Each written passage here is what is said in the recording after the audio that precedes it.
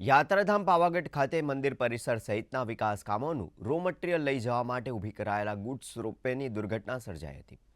આ દુર્ઘટનામાં 6 વ્યક્તિઓના ઘટના સ્થળે જ કરુણ મૃત્યુ નિપજ્યા છે, જેમાં એક હોટેલ કર્મચારી, સિક્યુરિટી કર્મચારી અને રોપવે ઓપરેટરનો સમાવેશ થાય છે। પ્રાથમિક જાણકારી મુજબ ગુડ્સ રોપવેની ટ્રોલી કેબિનમાં ગેસના બોટલ, શાકભાજી સહિતનો સામાન ગુડ્સ રોપવે મારફતે પાવાગઢ ડુંગર સ્થિત રોપવે સ્ટેશન ખાતે લઈ જવામાં આવતો હતો।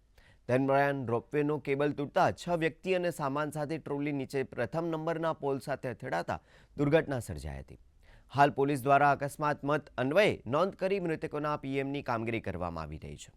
આ સાથે જિલ્લા વહીવટીતંત્ર દ્વારા ઘટનાની વિસ્તૃત જાણકારી મેળવવા માટે ખાસ અધિકારીઓની ટીમની નિમણૂક કરવામાં આવી છે। ત્યાં ગયા એટલે પ્રાથમિક દ્રષ્ટિએ અમને માહિતી મળી કે જે લોડિંગ રોપવે છે એ લોડિંગ રોપવેનું જે કેબિન છે એની અંદર સામાન ભરાઈને જ્યારે ઉપર જતો હતો ત્યારે એનો જે રોપ છે એ રોપ તૂટવાથી એનું જે આખું ટ્રોલી એની કેબિન છેક નીચે પાછી આવી, એટલે એની અંદર 6 લોકો હતા, એ 6 જણનું મૃત્યુ થયું છે।